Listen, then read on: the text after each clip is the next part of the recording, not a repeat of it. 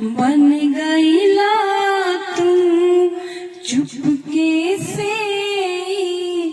का कईला तू नस नस में तू गईला समार नस नस में तू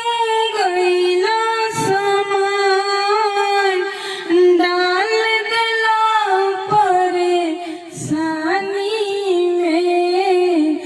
गजब के रोग धरा दिहला ए राजा हमके जवानी में गजब के रोग धरा दिहला ए राजा हमके जवानी में। पहिरा द हमके अपने नाम के कंगनवा दुल्हन बना के ले जा अपने अंगनवा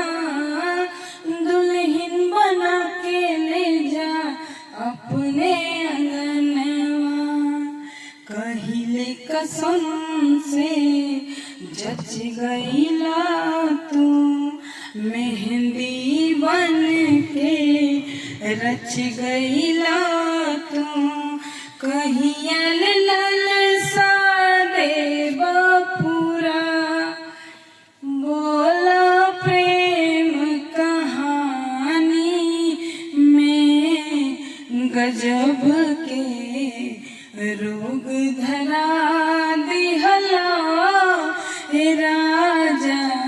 हमके जवानी में गजब के रोग धरा